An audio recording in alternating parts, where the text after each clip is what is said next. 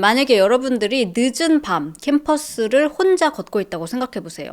그냥 운동화도 아니고 높은 하이힐을 신어서 빨리 뛰지도 못하는 상황이에요. 아무리 내가 다니는 대학교고 내가 다 아는 길이고 골목이라고 하더라도 좀 무서울 수 있겠죠. 내가 그렇게 취약한 상황이 됐을 때 여러분들은 누구를 제일 믿을 수 있겠어요? 오늘 이야기는 단순한 사건 범죄 이야기가 아니라 주변에 어디에나 있을 것 같은 그런 인물이 악마로 변하는 그런 순간을 목격하는 것 같은 그런 사건 이야기인데요. 학교 캠퍼스에서 따뜻한 집으로 돌아가던 길, 홀연히 사라져버린 케일리 소이어의 이야기 바로 시작해보도록 하겠습니다.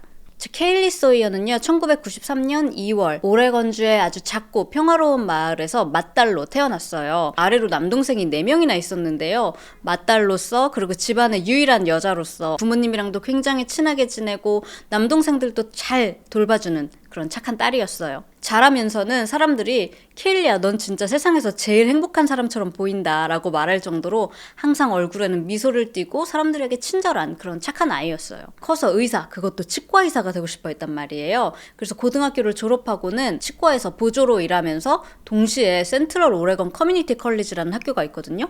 여기서 공부까지 두 가지를 같이 병행하면서 굉장히 바쁘게 그래도 자기 꿈을 향해서 한 발짝 한 발짝 다가가던 그런 때였어요. 케일리가 23살이던 2016년 당시에 케일리는 3년 동안 교제하고 있던 남자친구랑 같이 학교 캠퍼스 근처에서 동거를 하고 있었단 말이에요. 둘이는 서로 부모님도 다 알고 이제 곧 결혼까지 하자 이렇게 얘기할 정도로 꽤 진지한 사이였어요. 7월 23일 케일리의 친구 중에 한 명이 결혼을 하면서 우리 유부녀 되기 전에 여자들끼리 재밌게 한번 놀자 그래가지고 캠퍼스 근처에 있는 바에서 파티를 하기로 했어요. 케일리는 맨날 일하랴 공부하랴 되게 바빴단 말이에요. 하지만 그날만큼은 친구들이랑 재밌게 놀려고 블랙드레스 빼입고 굽도 이만한 구두도 신고 아주 차려입고 친구들을 만나러 나갔단 말이에요. 그래서 여자친구들이랑 동네에 있는 바를 여기저기 돌아다니면서 막 재밌게 놀고 있었던 때였어요. 이렇게 즐거운 시간을 보내다가 이 분위기에 취했는지, 물론 술도 취했겠죠.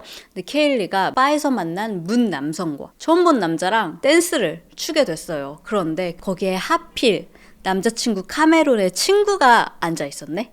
그걸 목격하고 친구가 바로 카메론한테 문자를 보내요. 야, 나 지금 뿅뿅빠인데 네 여친 지금 여기서 딴 남자랑 춤추고 있어. 만약에 저였으면 양말도 안 신고 맨발로 달려가가지고 그냥 머리끄댕이를 잡아올 것 같은데 아무튼 카메론은 되게 어른스러웠나 봐요. 그렇게 하지 않았어요. 그냥 뒀어요.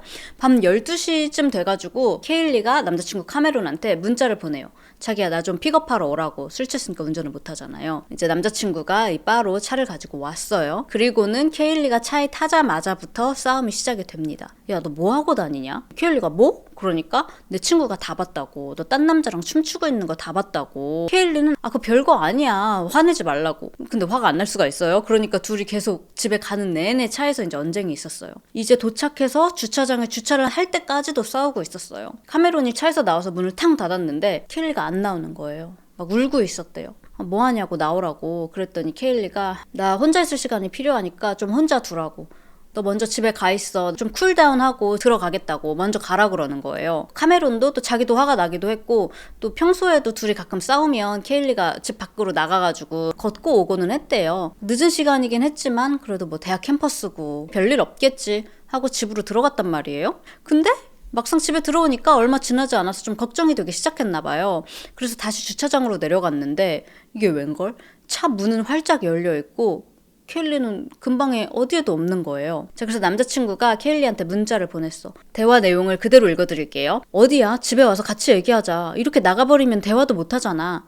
케일리, 장난하냐? 어이없네. 야, 네가 만족할 만한 여자가 못 돼서 미안하다. 카메론, 그게 무슨 말이야? 케일리, 네가 나랑 있고 싶었으면 그렇게 했겠지. 근데 넌 나에 대해서 신경도 안 쓰잖아. 네가 조금이라도 나를 신경 썼다면 내가 여기 있지 않겠지. 네 폰보다 내가 중요한 존재가 아니라서 미안하다. 이 문자로 봤을 때 제 추측이지만 케일리가 자기 혼자 두라고 했지만 정말 그렇게 그 밤에 카메론이 휙 가버려서 좀 화가 났던 것 같아요. 그리고 뭐 핸드폰보다 내가 중요한 존재가 아니라서 미안하다고 했는데 뭐 카메론이 그걸 갔다 오라고, 나 핸드폰 충전해야 되니까 먼저 들어간다고 뭐 그런 식으로 들어가지 않았을까? 제 추측입니다. 계속해서 자, 카메론, 케일리 제발 그만해. 집으로 와. 제발 내가 널 찾을 수 있게 도와줘. 케일리, 나 폰 배터리 없어.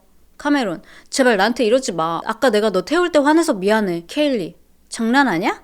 헛소리 하지 마. 굿바이. 잘 지내. 카메론은 케일리 플리즈 제발. 하지만 이 문자를 마지막으로 케일리의 핸드폰은 꺼져요. 그리고 이게 둘이 나눈 마지막 대화가 되었습니다. 카메론은 케일리가 뭐 어디 갔겠어. 캠퍼스에 친구들 많이 사니까 친구네 집에 갔겠지 라고 생각하면서 내일 술 깨면 얘기해야겠다 라고 생각하고 잠에 들었어요.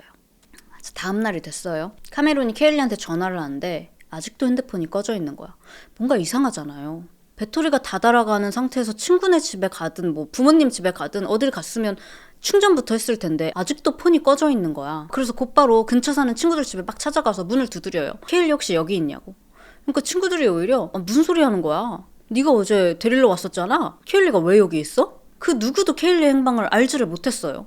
카메론이 이제 덜컥 무서워지니까 바로 경찰서에 먼저 실종 신고를 하고 이날 일요일에 경찰, 친구들 그리고 부모님까지 캠퍼스 곳곳을 다 뒤지면서 찾아봤는데 그 어디에도 케일리는 보이지 않았어요. 그런데 케일리의 어머니가 나는 처음에 우리 딸이 없어졌다는 그 소식을 그 얘기를 듣자마자 몸에서 뭔가 변하는 느낌을 받았다고, 더 이상 내 딸이 이 세상에 존재하지 않는다는 거를 직감적으로 알게 됐다고 이런 말씀을 하셨어요. 또 반대로 18년 동안 사라졌던 제이씨 실종 사건 이야기에서는 아이가 살아있었는데 그 18년 동안 엄마가 직감적으로 아니다 우리 딸이 어딘가에 살아있을 거라고 믿고 있었는데 결국 둘이 상봉을 했죠. 18년 만에. 이 자식에 대한 어머니의 직감이라는 게 되게 참 신기한 것 같아요. 아무튼 그러니까 이 엄마는 이게 단순한 실종 사건이 아닐 거라는 생각에 더더욱 불안해하셨다고 합니다. 이제 일요일이 지나고 실종 이틀째인 월요일이 됐어요. 그런데 이날 오후 경찰서에 극도로 불안해 보이는 한 여성이 찾아와요. 근데 지나가던 어떤 경찰이 바로 그 여자를 알아봐요. 이자벨 여기서 뭐해? 여기 앉아있는 이자벨은 26살에 이 동네 다른 경찰서에서 최근에 경찰이 된 신입 경찰이었어요. 이 이자벨이 근심이 가득한 얼굴로 남편이 뭔가 이상해서 형사님이랑 얘기를 하러 왔다고 그러는 거예요. 이자벨의 남편은 5살 연상인 31살의 에드윈 라라라는 남자인데 케일리가 다니는 대학교인 센트럴 오레곤 커뮤니티 컬리지에서 보안요원으로 근무하고 있는 곧 경찰이 되고 싶어하는 워너비 경찰인 그런 남자였단 말이에요. 근데 이 남편이 지난 토요일 밤에 무슨 일을 저지른 것만 같다는 거야. So Saturday was normal. 원래도 늦게 퇴근하는 날이 많기는 한데 그날은 오후 3시 출근이었는데 유독 늦게 들어왔다는 거예요. 집에 새벽 늦게. 그리고 집에 퇴근하고 와서도 평소랑은 굉장히 다르게 굉장히 침울한 모습이었대요. 그리고 이제 다음 날인 아침 일요일 부부가 이제 같이 교회를 가는데 참고로 에드윈이 굉장히 성실한 기독교 신자였대요. 무슨 일이 있어도 주일 예배는 절대 놓치지 않고 교회 밴드에서 밴드부로도 활동하고 막 그럴 정도로요. 이사벨하고 에드윈은 둘이 아무리 사이가 안 좋아도 월요일부터 토요일까지 머리끄댕이를 붙잡고 싸우는 일이 있어도 주일만큼은 성스럽게 홀리하게 예쁘게 차려입고 항상 손잡고 같이 교회에 갔단 말이에요. 근데 그날은 자기 손도 안 잡더래. 그리고 되게 멍하니 말도 안 하고 어딘가 혼이 그냥 쏙 빠진 사람처럼 보이더라는 거예요. 그래서 예배 다 끝나고 이사벨이 물어봤어. 자기야 무슨 일 있어? What's up? 그랬더니 남편이 I don't know. 그냥 그러고 말더래. 근데 딱 6개월 전에 이 남편이라는 놈이 시부모님 집 근처 사는 여자랑 바람이 났었거든요. 걸려가지고 대판 싸우고 난리가 났었거든요. 근데 이 에드윈이 막 잘못했다고 제발 다시 받아달라고 용서해달라고 그래서 둘이 다시 부부 사이를 다시 이제 돈독하게 해보려고 노력하는 그런 와중이었어요. 뭐 그 일 때문에 그런가? 아무튼 되게 뭔가 이상하다고 생각을 했어. 근데 그래도 그날 밤에 같이 다른 친척이랑 영화 보기로 했는데 영화도 다 보고 태연하게 집에 와서 그냥 자더래요. 괜찮아지겠지 했는데 월요일 아침에 이사벨이 먼저 일어나서 TV를 이렇게 보고 있었어요. 거실에서. 남편이 자고 일어나서 안방에서 이렇게 나오는데 눈에 눈물이 그렁그렁한 거야. 그래서 이사벨이 무슨 일이냐고 그랬더니 갑자기 소파에 푹 앉더니 리모컨으로 TV를 딱 끄고 나 사람을 죽였어. 와이프가 그 무슨 소리야? 그러니까 갑자기 또 벌떡 일어나가지고 이 거실을 빙빙 돌면서 난 패닉이었어. 그거 완전 패닉이었어. 그러면서 계속 빙글빙글 돌더래요.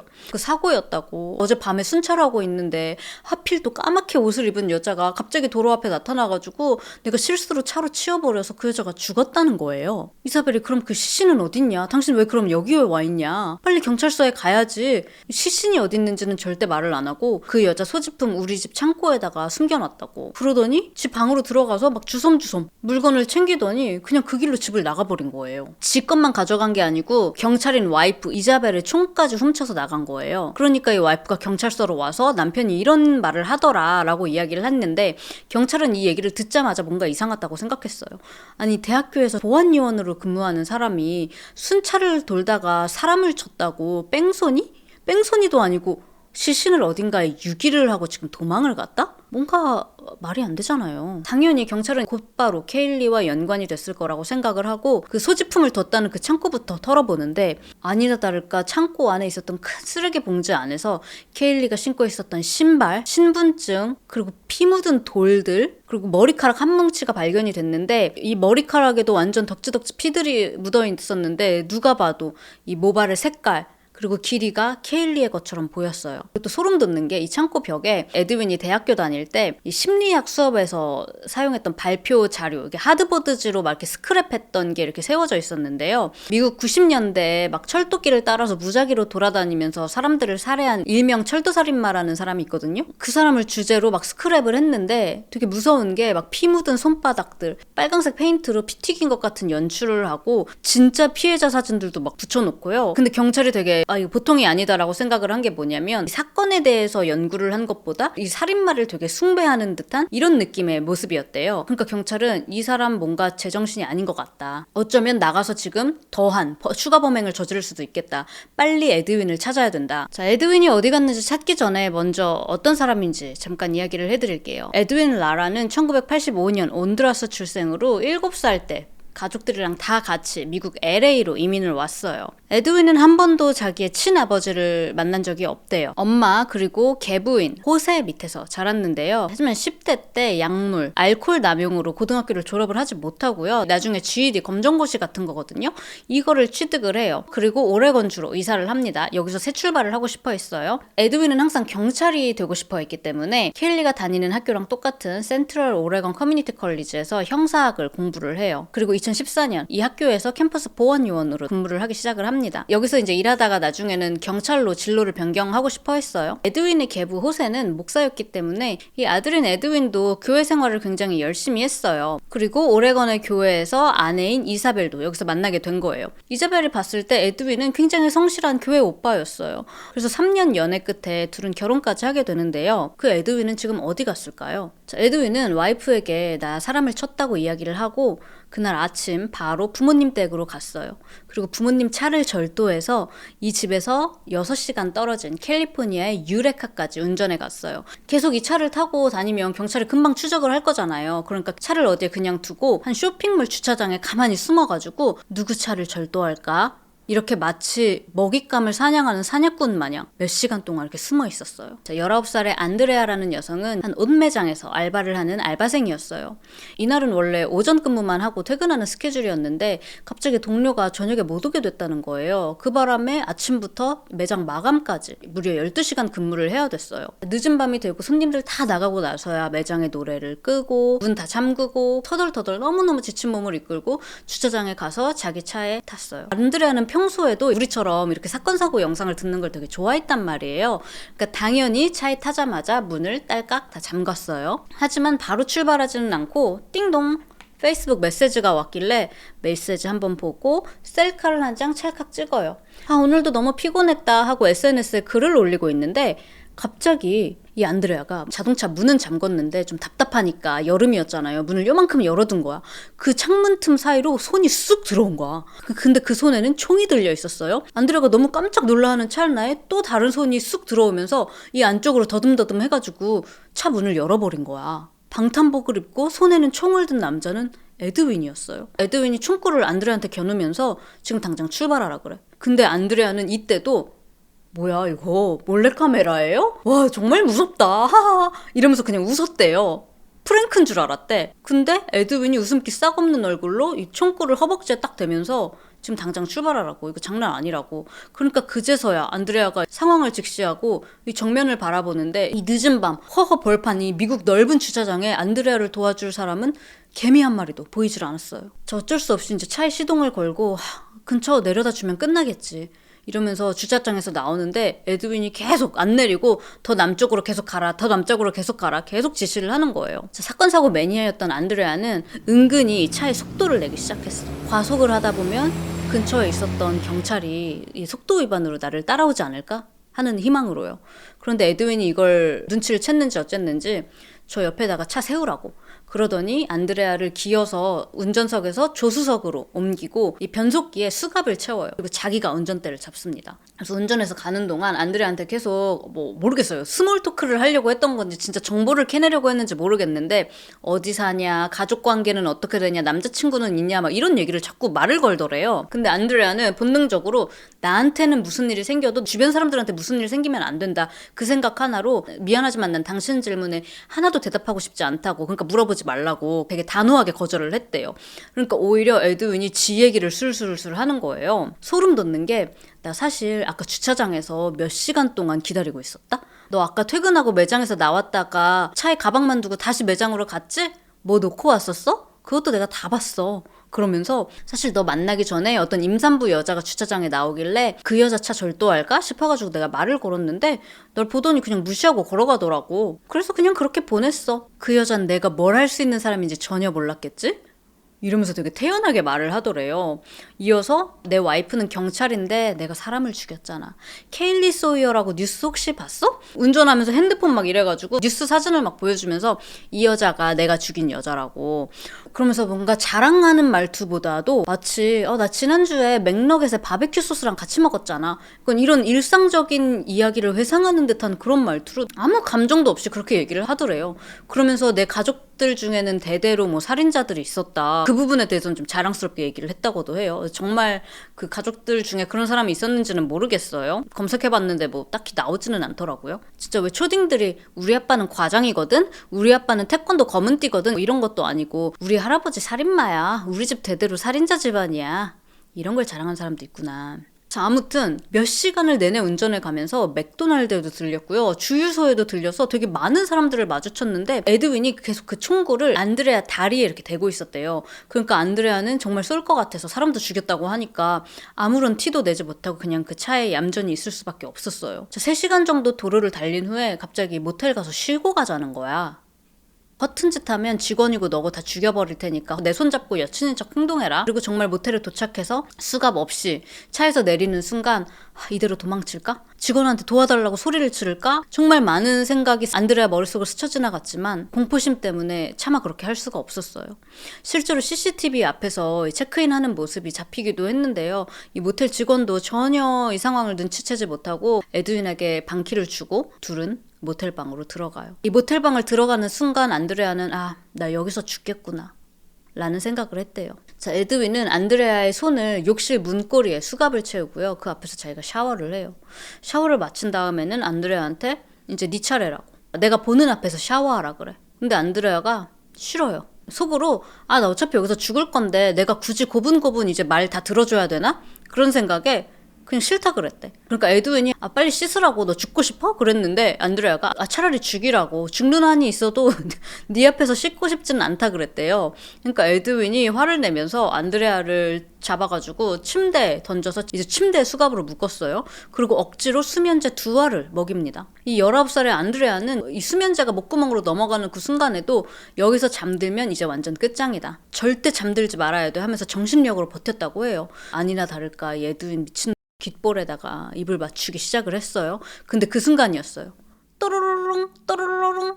안드레아가 핸드폰에 그냥 맞춰뒀던 알람이 아주 우렁차게 울리는 거예요. 소리를 듣고 에드윈도 깜짝 놀란 거야. 이게 지금 무슨 소리냐고. 여기에 안드레아가 기지를 발휘해가지고 나 약 먹을 시간이야. 그러니까 에드윈이 무슨 약? 안드레아가 나 STD 있거든. 나 성병 있다고. 그래서 자기가 설명할 수 있는 한 가장 그로스하게 제일 역겨울 수 있도록 이게 내가 어쩌다가 걸렸는데 이게 얼마나 근질근질하고 냄새 진짜 미쳐버릴 것 같아. 약을 맨날 똑같은 시간에 먹어야 되는데 아니 이 시간이면 내가 지금 집에 있을 시간인데 너 때문에 나와 있어가지고 내가 지금 약을 못 먹고 있다고 그렇게 얘기를 한 거예요. 근데 이게 먹혔어. 에드윈이 갑자기 시무룩해져가지고는 바로 그 성적인 모든 행동을 중단을 했대요. 그러면서 나가자고. 야, 차 타. 이래가지고 다시 조수석에 안드레아를 앉히고 또 운전해서 가는데 이게 무슨 일이야? 아니, 하늘이 안드레아를 돕는 것 같아. 이 차에서 갑자기 기름이 줄줄 새기 시작한 거예요. 어디 가는지 모르겠지만 에드윈 마음속으로는 멀리 떠나고 싶은데 이 차 컨디션으로는 계속 갈 수가 없는 거야. 그러니까 또 다른 차를 절도해야겠다. 그러면서 이때가 이미 새벽 5시쯤이었어요. 천천히 가다가 모텔로 들어가는 차 하나를 이 에드윈이 발견해서 이렇게 뒤쫓아가요. 모텔에 주차하러 들어가는 이 차량의 차주는요, 캘리포니아 전역을 돌아다니면서 나비 연구를 하고 나비 사진을 찍는 사진작가 73세의 잭이었어요. 왜 한국에서 생각하는 여러 층의 이런 모텔이 아니라 미국의 이 차도에 있는 이 모텔들은 이렇게 1층으로 쫙 되어 있어가지고 모텔 방문 앞에 바로 이렇게 차를 댈 수 있는 방식이거든요. 잭은 이날도 촬영을 하러 출장을 나왔기 때문에 이 촬영 장비들이 트렁크에 굉장히 많았어요. 무겁고 크고 이러니까 하나씩 트렁크를 열고 방으로 옮기고 있었단 말이에요.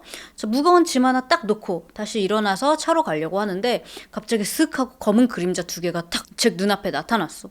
그래서 잭이 고개를 들어서 보니까 안드레아랑 에드윈이 그 앞에 서 있는 거야. 에드윈이 잭한테 총을 딱 겨누면서 차키 내놓으라고. 그러니까 이 73세의 잭이 No! Help! Help! 하면서 도와달라고 갑자기 소리를 막 질렀어요. 그러니까 에드윈이 탕! 잭 배에 총을 쏴버렸어요. 근데 이게 막 아침 새벽 이른 시간이고 사람도 없고 하니까 생각보다 총소리가 엄청 크게 난 거예요. 그러니까 에드윈이 지도 막 당황해가지고 차키를 잡지도 않고 바로 막 안드레아 차로 빨리 도망가자고. 그래서 다시 안드레아 차를 타고 이 모텔 밖으로 황급히 빠져나가요. 쓰러졌던 잭은 다행히 수술 후에 생명에 지장은 없었지만 회복하는 데까지 꽤 오랜 시간이 걸렸다고 합니다. 저 에드윈은 또 운전해서 가면서 다른 절도할 차를 막 물색하고 있었어요. 그러다가 저기 앞에 주유소에서 차 문이 열려진 채로 기름을 넣고 있는 이 차를 하나 발견을 해요. 자, 차에 기름을 넣고 있었던 건 17살의 초보 운전 소년 니마. 그리고 차 안에는 니마의 할머니와 어린 남동생이 앉아 있었어요. 사실 아빠하고 큰형도 같이 동행을 하고 있었는데 이 둘은 화장실에 가 있어서 이 어린 소년들하고 할머니밖에 없었던 거야, 이 안에는. 이 에드윈이 바로 니마 머리에 총구를 겨누면서 차 출발시키라고. 그런데 뒷좌석에 앉은 할머니가 막 소리를 막 비명을 지르는 거예요. 거의 경기를 일으키셨대. 에드윈이 막 닥치라고 Shut up 할머니한테 막 총구를 겨누어도 할머니는 멈추질 않고 계속 소리를 지르셨어요. 그러니까 이 소년한테 야, 니네 할머니 조용히 시키라고, 안 그러면 니네 다 쏴 죽여버린다고. 그런데도 불구하고 할머니는 안 들어. 그냥 계속 소리를 계속 지르셨대. 그러니까 막 에드윈이 내가 너네 진짜 죽여버릴 수 있다고. 너네 케일리 사건 알지? 걔 죽인 거 나야. 내가 살인범이야. 이러면서 너네도 다 죽일 수 있다고. 근데 또 이러면서 또 이런 말을 해요. 나도 한때는 좋은 사람이었어. 나 경찰이었다고. 정확히는 경찰은 아니죠. 참고로 그 상간녀한테도 자기 직업이 경찰이라고 거짓말했다고 하는데, 아니 왜 이래? 근데 어느 날 갑자기 사람을 죽이고 싶은 충동이 들었다고. 그러면서 진심으로 물어봤대요. 너네도 누구를 죽이고 싶은 충동이 들 때가 있냐고. 마치 나만 그래? 내가 이상한 거야? 어디 물어볼 데가 없으니까 너네한테라도 물어보자. 이렇게 정말 궁금하다는 듯이 말이에요. 근데 이 얘기를 듣고 17살짜리 리마는 이 아저씨가 자꾸 나는 좋은 사람이다 이렇게 호소하고 있으니까 이거를 좀 이용해야겠다 이런 생각이 들었나 봐. 그러니까 막 운전하면서 초보 운전인데 머리에 총구까지 들이밀고 있었으니까 얼마나 떨렸을까. 아무튼 아저씨 좋은 사람이잖아요. 여기 저희 할머니는요, 미국에 지금 막 처음 오셨어요. 저희 할머니 LA 구경시켜드리려고 저희 가고 있었던 길이에요. 저희 좀 그냥 보내주세요. 막 이렇게 얘기를 했어. 그랬는데 에드윈이 여기에 상관없어. 그래도 난 니네 다 죽여버릴 수도 있어. 라고 말했대요. 그런데 이런 니마의 전략이 통했던 걸까요? 아니면 할머니의 끝없는 비명에 에드윈이 포기를 한 걸까요? 뭐 둘 다일지도 모르겠지만 한 24km 정도 더 주행해서 간 다음에 너네 여기 차 세우고 다 내리라고 그랬대. 그러니까 안드레아도 내리려고 하니까 안드레아 넌 아니야. 넌 여기 계속 앉아있으라고. 그러니까 안드레아가 come on. 뭐예요. 저도 그냥 가게 해주세요. 그 차 가지고 이제 혼자 가시면 되잖아요. 그랬더니 안 된다고. 경찰이 나중에 날 쏠 수도 있으니까 널 인간방패로 써야 된다고. 그러면서 앉으라고. 그래서 결국 할머니, 소년 둘은 고속도로에서 그냥 그렇게 보내게 되고 안드레아는 계속 이 에드윈 옆에 있을 수밖에 없었어요.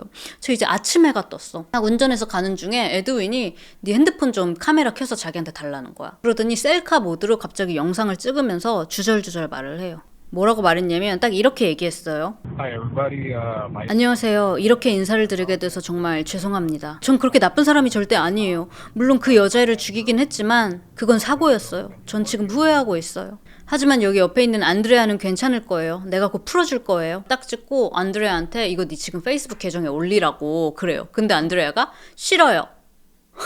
거부했어요. 에드윈이 왜 당장 올려? 그러니까 아니 페이스북에 선생님들, 친구들, 친척들, 가족들 지금 다 친구로 되어 있는데 이거 올리면 나 쪽팔리다고 싫다고 창피해서 못 올린다 그랬어. 그랬더니 에드윈이 너 진짜 다치고 싶냐고. 안 그러면 너 지금 총 맞을 줄 알라고. 그러니까 안드레아가 이러고 올렸어. 자 봐요 됐죠? 올렸어요. 하고 보여도 줬어. 근데 사실은 나만 보기로 비공개로 올린 거예요. 근데 뭐 에드윈은 모르죠. 이게 뭐 전체 공개인지 친구만 공개인지 비공개인지. 그러니까 이제 자기는 이제 자백했다. 내가 안드레아랑 있는 것도 도주하고 있는 것도 세상에 알렸으니까 이제 곧 경찰이 날 쫓아올 거라고 생각을 했어요. 이제 아내 이자벨한테 전화를 해요. 전화해가지고 스페니쉬로 블라블라 하는데 이 옆에 있었던 안드레아가 완전히 다 이해하지는 못하지만 대충 듣기로는 와이프가 경찰서로 가서 자수해라 라고 설득을 하는 것 같았대요. 자, 근데 당시 전화하면서 무려 160km로 달리고 있었어. 당연히 과속을 하고 있으니까 순찰 중이던 경찰이 바로 삥 멈추세요 멈추세요 하면서 따라 붙었어요. 자, 에드윈은 자기를 추적하는 경찰차인 줄 알고 160km에서 170km, 193km까지 속도를 올려붙였어요. 자, 당시 고속도로 위를 질주하던 이 에드윈 차량의 모습인데요. 아니 무슨 GTA도 아니고 게임하듯이 막 요리조리 피하면서 거의 200km 가까이 되는 속도로 폭주를 한 거예요. 아니 에드윈은 죽거나 말거나 뭐 상관없는데 옆에 있었던 안드레아는 진짜 얼마나 무서웠을지 상상이 가세요? 거의 200km로 달리면서 심지어 911에 전화해가지고 저 자수하려고 한다고 지금 근처 경찰서로 가고 있다고. 근데 대신에 조건이 있다 그래요. 그러니까 경찰이 그게 뭡니까? 하니까 저 천식이 있어요. 그러니까 저를 너무 거칠게 다루지 말아주세요. 지금 숨쉬기 힘드니까요. 자기 집에 호흡기 두고 까먹고 나왔다고. 그러면서 경찰서에 호흡기 좀 준비해달라고. 그게 조건이었어요. 그리고 또 하나의 조건은 나한테 지금 총이 있기는 하지만 절대 쓰지는 않을 테니까 나 쏘지 말라고. 나 죽기 싫다고 여러 번 강조했어요. 나 쏘지 말아라. 자, 그리고 옆에는 나 인질도 있다. 안드레아라고 있는데 안드레아는 무사할 거예요. 그러니까 이제 경찰이 안드레아 씨 성이 어떻게 됩니까? 그러니까 직접 물어보시라고 하고 전화기를 안드레아한테 넘겨줘요. Tell him we're letting the officers know that he can't hear. 그러니까 안드레아가 막 전화기 너머로 막 흐느끼면서 저는 괜찮다고 얘기도 하고 다시 이제 전화기를 에드윈한테 넘겼어요. 그러니까 에드윈이 나 그럼 경찰서 가서 자수하겠다. 그럼 전화 끊을게요. 그러니까 경찰이 끊지 마시라고 통화 상태 유지하시라고 그랬어. 그러니까 에드윈이 뭐라는 줄 알아요? 불법 아니에요? 운전 중에 전화하는 거? 경찰이 이건 예외 상황입니다. 지금 전화 통화를 유지하는 게 중요합니다. 결국 에드윈이 경찰서까지 가지 않고 출동한 경찰차에 의해서 속도를 줄이고 체포가 됐어요. 이제 안드레아는 이 순간 얼마나 안도했겠어요, 여러분. 이제 끝났다. 나 이제 집에 갈 수 있겠다. 긴장이 다 풀려가지고 진짜 눈물이 왈칵 날 것 같았는데 이게 웬걸? 손목이 절컹. 경찰이 와가지고 안드레아 손목을 뒤로 수갑을 채우는 거예요. 안드레아는 순간적으로 뭐지? 그냥 원래 이런 건가? 이게 프로세스인가? 했는데 심지어 경찰차 뒤쪽에 이게 쇠창살이 있는 뒤쪽에 혼자 앉혀놓는 거야. 연행에 가는 거예요. 여러분 상상이 가세요? 동료 직원 안 나와가지고 12시간 근무하고 마감하고 나와서 납치당해가지고 지금 12시간을 끌려다녔어. 끌려다니면서 모텔방에 가서 성폭행 당할 뻔하고 수면제까지 2알 먹고 눈앞에서 사람 배에 총 맞는 것까지 보고 바로 옆에서 할머니 절규하는 거를 몇 시간씩 듣고 말이에요. 근데 그렇게 결국 죽을 고비를 넘겼는데 이제 용의자가 된. 경찰은 안드레아 너 혹시 공범 아니냐 그러면서 조사실로 데리고 갔어요. 여기 에드윈 머그샷처럼 그 똑같은 방에서 안드레아도 머그샷까지 찍혔다고요. 머그샷에서는 완전 화장기도 없고 너무 그냥 피곤한 얼굴로 카메라도 응시하지 않고 그냥 이렇게 코너를 보고 있는 모습인데요. 머그샷에 지문 채취에 경찰서, 교도소에서 15시간 동안 여러분 조사받고 억류가 되고 난 후에야 집에 갈 수 있었어요. 여기서 더 최악은 15시간 이 시간 동안 온갖 매스컴에서 벌써 에드윈 잡혔을 때 속보 내보내면서 여자도 같이 있었다. 같이 있었던 여자 안드레아 머그샷도 막 공개되고 이러면서 공범 여부는 아직 알려지지 않았지만 그럴 확률이 있다고 합니다 하면서 전 세계에 다 알려졌다고요. 아니 페이스북에 창피해서 그 영상도 못 올리겠다고 했던 안드레아였는데 진짜 악몽이다 악몽. 경찰은 우리가 오해했다. 하지만 이 범죄가 워낙 위중해서 공범이라는 사실을 우리가 배제할 수가 없었다라고 했고요. 안드레아랑 그 가족들도 뭐 이해한다. 그러면서 그냥 그렇게 끝냈어요. 자, 다행히 안드레아는 이제 자유의 몸이 됐지만 케일리는 2016년 7월 23일 토요일 밤에 실종된 이후로 아직 어디서도 찾지 못한 거예요.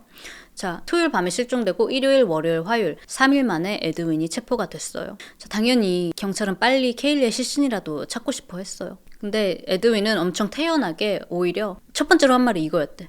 제가 누군지 설명할 필요는 없죠? 당신들 이미 저에 대해서 잘 알고 있을 테니까. 아주 거만하기가 짝이 없죠. 그러면서 순순히 케일리 시신이 어디 있는지, 고속도로 어디에 유기했다라고 말을 했어요. 케일리는 어떻게 발견됐는지 곧 이어서 이야기를 해드릴게요. 자, 에드윈 조사를 하는데 에드윈은 나는 그날 밤에 순찰 중이었다. 자기가 양옆을 보느라고 이렇게 전방 주시를 잘 못했는데 갑자기 팍 뭐가 치여서 내려보니까 그 앞에 검은 옷을 입은 여자가 쓰러져 있더라. 그 여자가 이렇게 자기를 올려다보더니 막 비명을 지르기를 시작했대요. 그래서 내가 막 닥치라고 그렇게 했는데도 계속 소리를 질러서 경찰에 신고할까봐 가방이랑 핸드폰도 다 뺐고 어쩔 수 없이 돌로 머리를 여러 번 막 쳤다고. 그러니까 경찰이 아니 살아 있었는데 왜 돌로 머리를 쳤냐 그랬더니 직장을 잃기 싫어서 그랬대. 자, 경찰은 이걸 듣고 불쉣 개소리라고 판단을 했어요.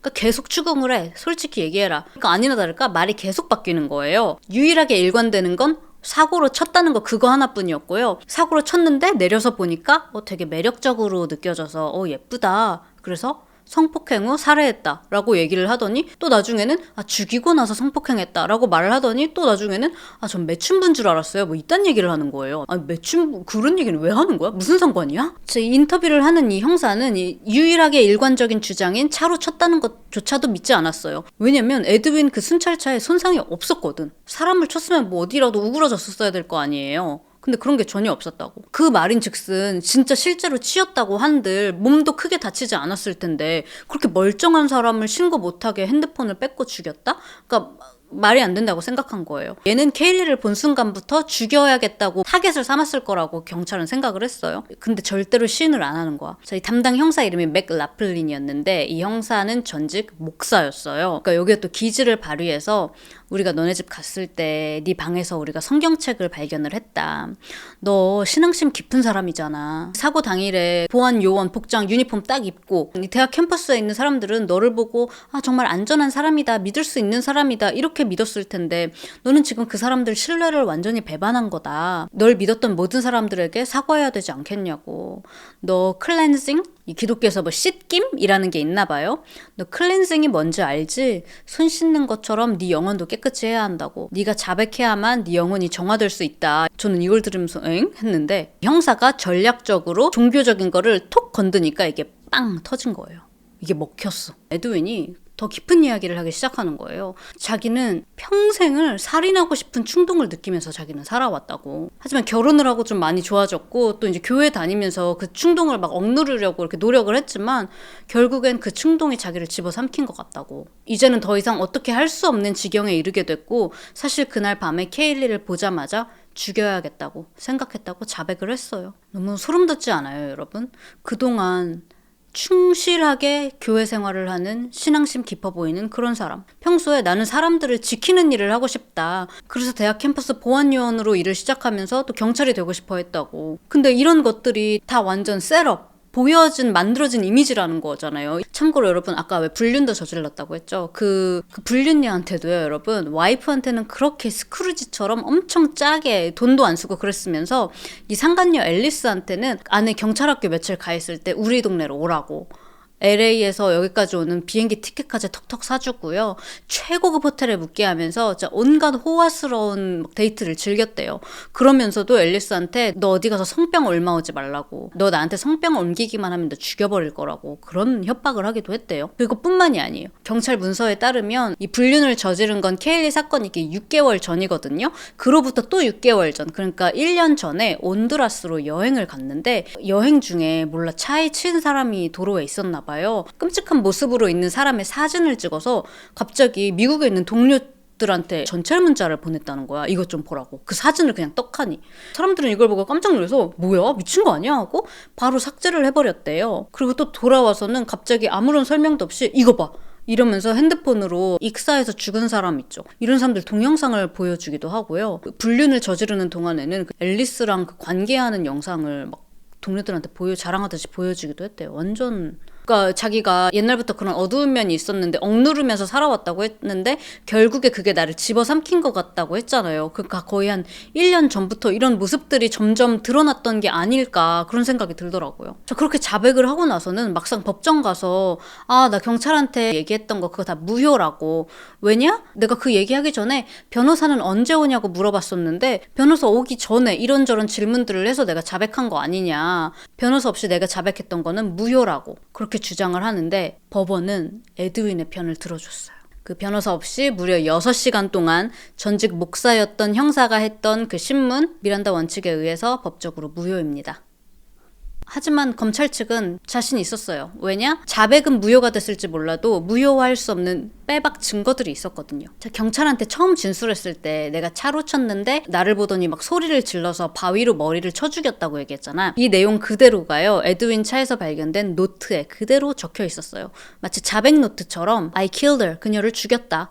그리고 숫자로 18700이라고 써있는데 이 숫자 187은 캘리포니아 형법에서 살인죄를 뜻하는 숫자예요. 그러니까 자기가 살인을 저질렀다고 자백을 거기다 했죠. 근데 저는 이것조차도 진짜 자기가 살해한 거를 마치 우발적 사고인 것처럼 미화하려고 일부러 연습하듯이 적어놓은 것 같다라는 생각이 들더라고요. 실제로 이 노트도 경찰한테 내 차 여기 있고 그 안에 내 자백 노트도 있으니까 찾아봐라 하고 먼저 던져준 거였어요. 자, 또 다른 빼박 증거는 바로 케일리의 시신이에요. 케일리는 에드윈이 말한 대로 오리건주에 있는 126번 고속도로, 여기 근처에 돌하고 덤불이 되게 많은 이 외진 계곡이 있는데 그쪽에서 발견이 됐어요. 발견 당시 케일리는 엎드린 상태로 누워 있었는데요. 손과 발이 이 계곡 위쪽을 향해 있는 게 마치 뒤에서 봤을 때 기어 올라가려고 하는 그런 모습처럼 보여 있었대요. 그 모습이 너무 마치 살아있는 것만 같아서 형사가 한 걸음에 달려가 봤지만 여러 번 돌을 이용한 에드윈의 공격으로 케일리의 얼굴은 형체도 알아볼 수 없을 정도로 심하게 훼손되어 있었어요. 그러니까 이런 걸 봤을 때 어쩌면 이 유기됐을 당시에도 케일리가 살아있었던 게 아닌가,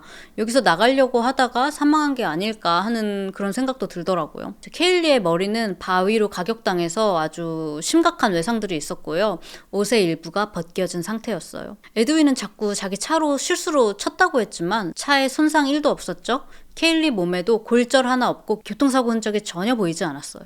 당시 에드윈의 순찰차에는 케일리의 머리카락 그리고 피 같은 DNA가 다량 발견됐고 시신이 발견된 이 계곡에서도 에드윈의 DNA가 다량 발견됐어요.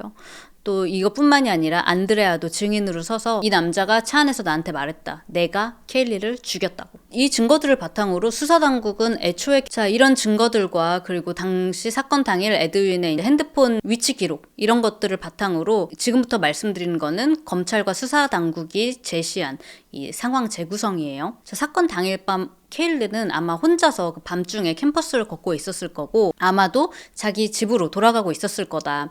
그런데 이 에드윈이 순찰차를 타고 이렇게 순찰하다가 케일리를 보고 창문을 내린 거예요. 밤 늦었는데 위험하다. 제가 태워드릴게요. 어디로 가세요? 그리고 케일리가 이렇게 안에 봤는데 이게 되게 문제인 게 뭐냐면 이 대학 캠퍼스 보안요원인데 경찰 제복이랑 굉장히 비슷하게 생겼대요. 그 유니폼이. 그런 옷도 입고 있겠다. 심지어 이 캠퍼스 순찰 차량도 오레건 경찰 SUV랑 굉장히 닮아 있어요.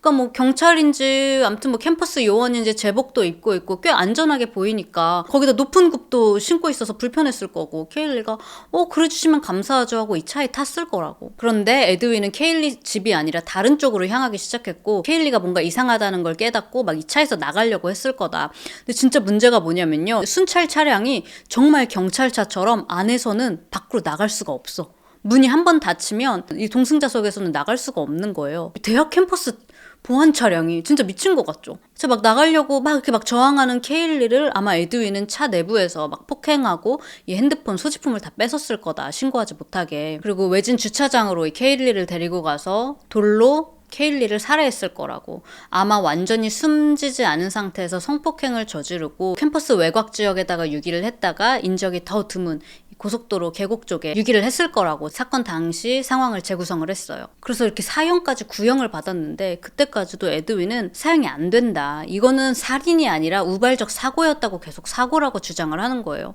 그래서 계속 이렇게 딜레이가 되다가 결국에 변호사와 검찰이 플리바겐 협상을 합니다. 한마디로 이 살인을 인정하는 대신 감형받고 재판을 그냥 여기서 끝내는 거예요. 이렇게 하는 이유는 일단 재판이 엄청 길어지죠. 재판이 길어지면 길어질수록 가족들이 고통받아요. 세금도 엄청 들어가죠. 거기다가 이제 또 배심원까지 끼게 되면 만약에 배심원들이 과실치사라고 결론 내려봐. 그럼 에드윈은 풀려날 가능성도 있는 거예요. 그러니까 이제 가족들도 그냥 형량 딜 거래하자. 자, 그래서 결국에 살인을 인정하고 사형 대신 종신형 감형으로 종신형을 선고받습니다.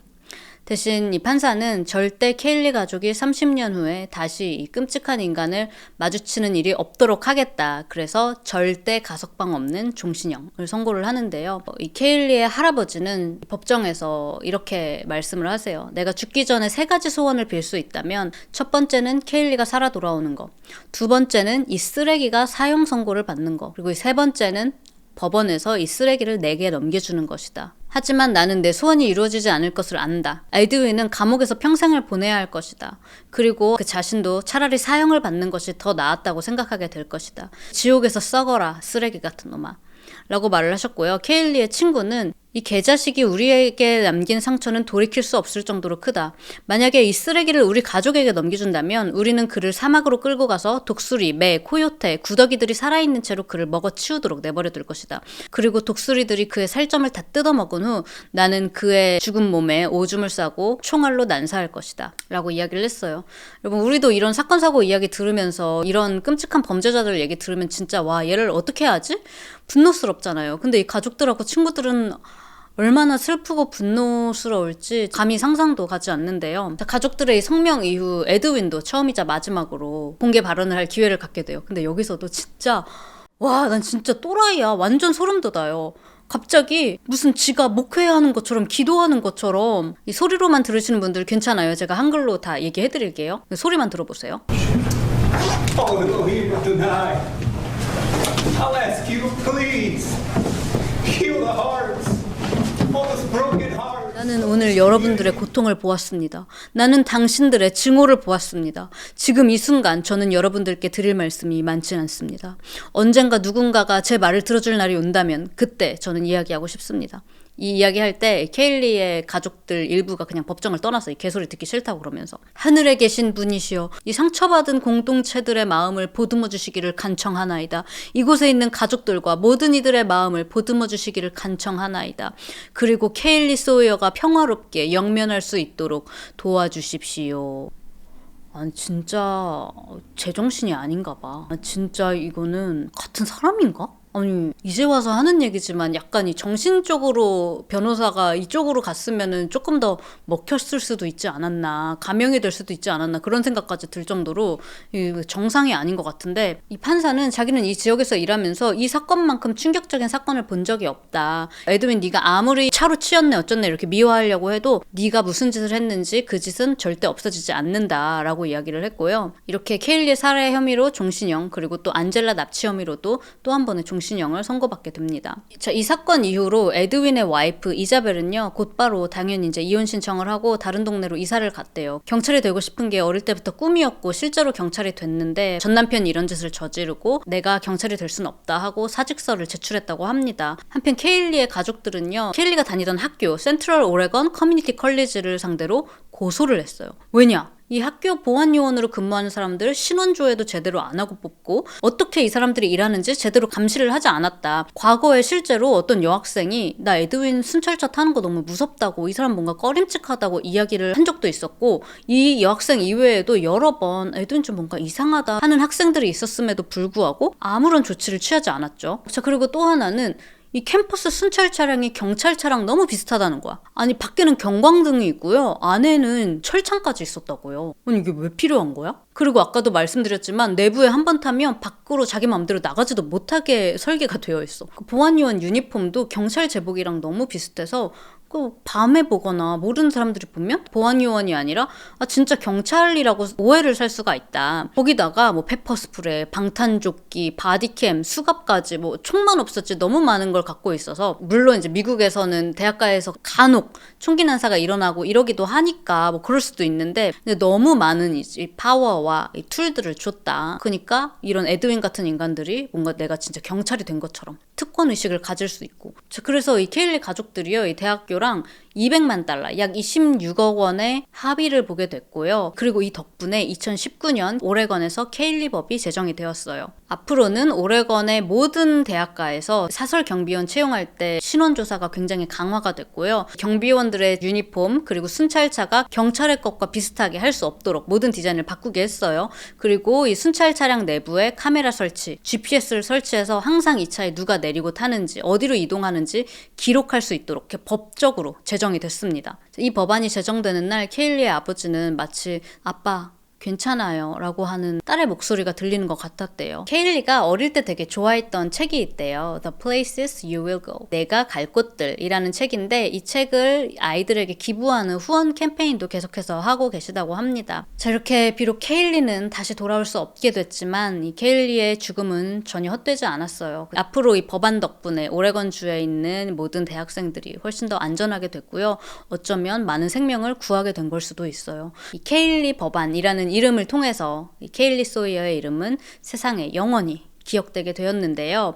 오늘 이야기를 마무리하기 전에 이야기 속의 이야기 느낌으로 이제 이 사건에서 살아남은 생존자들 이야기를 잠깐 해드리려고 해요. 안드레아는요, 이 사건 이후로 더 이상 이런 사건 사고 이야기를 듣지도 보지도 못하게 됐다고 얘기합니다. 그때 일이 너무 트라우마가 돼서 이런 이야기를 들으면 다시 그때 현장으로 돌아가는 그런 느낌을 받는다고 이야기를 해요. 자기가 체포됐을 때 막 속보로 공범일 수도 있다 하면서 자기 머그샷이 전국에 퍼져나갔던 그게 너무너무 상처였다고. 제가 진짜 이 사건을 조사하면서 이 안드레아의 인터뷰를 찾은 게 너무 다행이라고 생각이 드는 게, 사실 머그샷 굉장히 쉽게 찾을 수 있었고 이 이야기를 다룬 뭐 다큐멘터리나 굉장히 많은 곳에서 이미 이 사진을 사용했는데, 이 최근 인터뷰에서 이렇게 얘기한 거예요. 자기는 저 머그샷을 보는 게 너무 싫다고 이렇게 얘기했어요. 저 사진 속 인물은 제가 아니에요. 나는 사람들이 그 사진을 보는 게 싫어요. 당시 머그샷을 찍었을 때 저 모습과 지금 이 모든 것들을 극복해서 강하게 자신감 있게 살아가고 있는 지금의 나를 비교하면 그 사진 속의 인물은 내가 아닌 것처럼 보인다고. 지금 제가 되고 싶은 사람은 그때 머그샷 속에 있는 나약하고 무너진 내가 아니에요. 하지만 그 사진이 계속 공유되는 한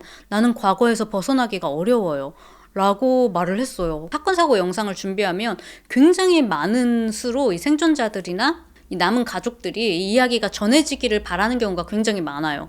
그런데 간혹 이거는 더 이상 나는 이야기 세상에 알려지는 걸 원치 않는다라는 사람들도 있거든요, 당연히. 그래서 막 사건 조사 이만큼 하다가도 그런 인터뷰를 찾으면 물론 한국어로 얘기하지만 그래도 얘기 안 하고 그냥 덮어버린 케이스들이 있는데, 이 경우에는 안드레아는 지금 세상 사람들에게 자기 이야기를 알리고 싶어 하지만 그 머그샷은 공개하고 싶지 않는 거잖아요. 그래서 진짜 이 인터뷰를 내가 찾을 수 있어서 너무 다행이다.